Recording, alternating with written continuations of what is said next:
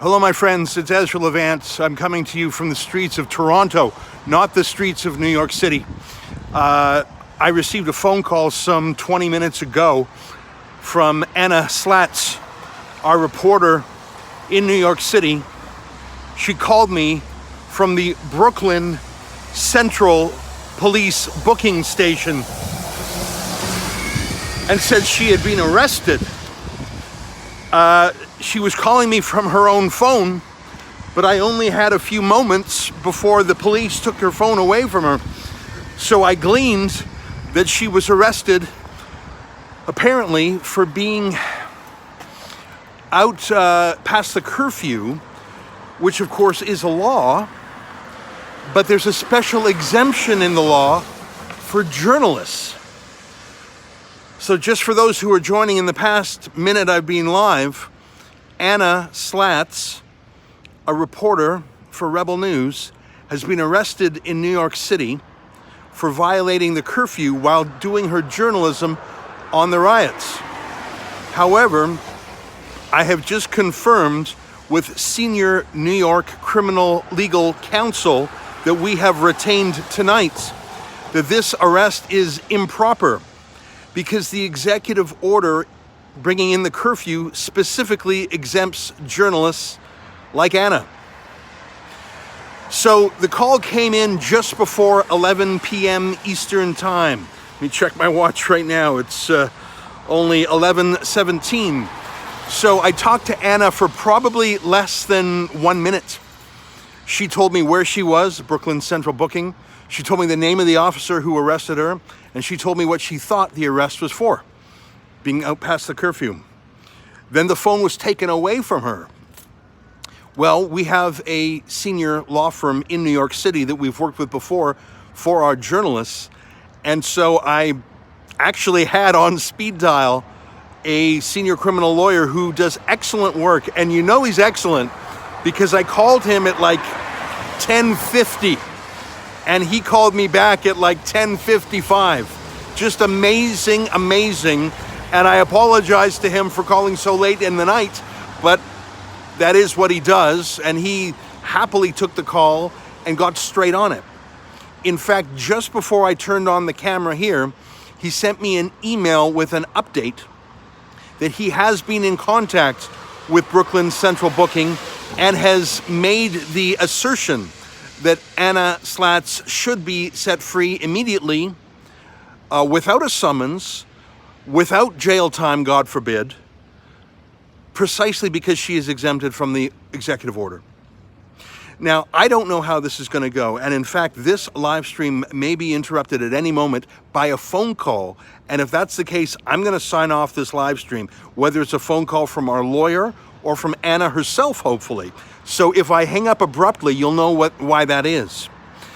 But the lawyer said, given the pandemonium in New York, and also given the pandemic rules, it may be that she is held overnight, which we obviously don't want. We don't want young Anna to be kept overnight in a jail with looters and rioters. I talked to this lawyer. Of course, we had worked with him before. We worked with his firm before. I said, obviously, we would pay as we normally do, or I even pay him in a credit card tonight. I know those things sound mundane, but you got to pay the bills if you want someone to work all night. So we have set up a crowdfunding page. If you want to help, you can go to saveannaslatz.com, saveannaslatz.com, ANNASLATZ.com.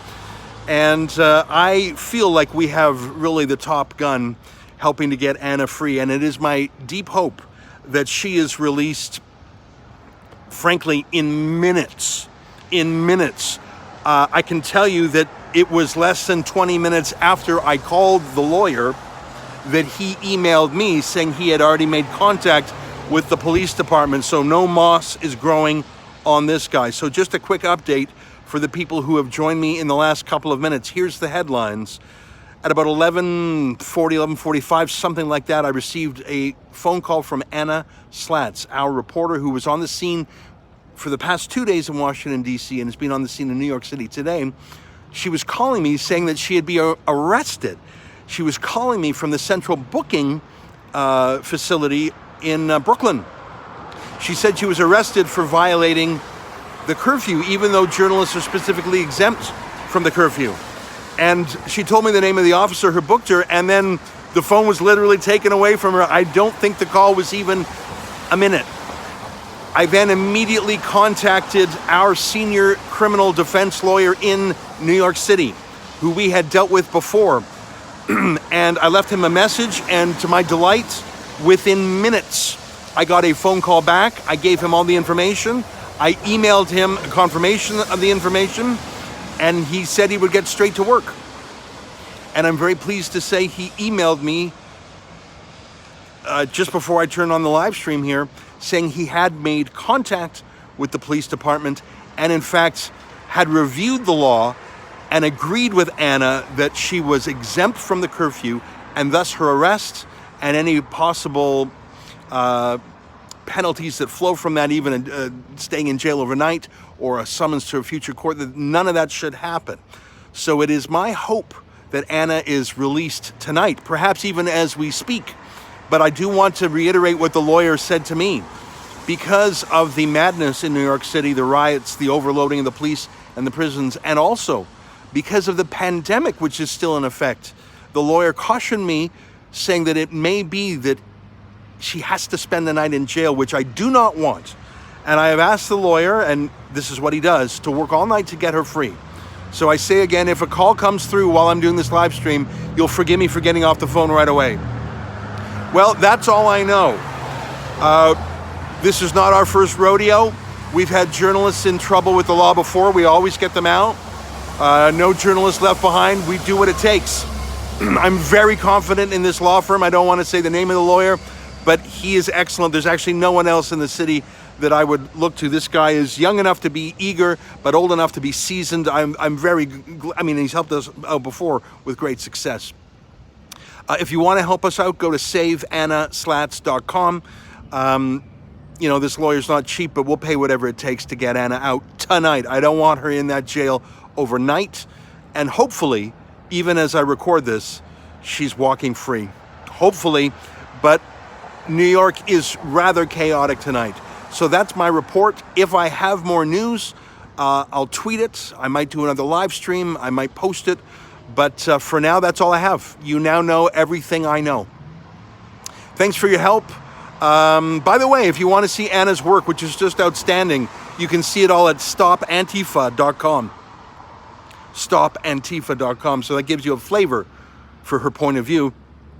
She's actually very compassionate about social justice issues, and her beef with Antifa is that it's radical, violent protesters taking over peaceful political protesters. It's radical, violent rioters, taking over peaceful political protesters. That's what motivates her, is she's very sympathetic to minority issues. I think she's a supporter of Black Lives Matter, but she sees the corrosive effect of the Antifa violence. So Anna is such a sweetheart, and we've only been working with her for about a month, and it's quite a shocking debut to have her thrown in the clink in her first month on the job. But it's also a chance for us to prove that we'll do whatever it takes to get her out. So I'll sign off now. If you want to help, please go to saveannaslatz.com. We literally put that website up 10 minutes ago, and God willing, she'll be out tonight. Thanks, everybody. Good night.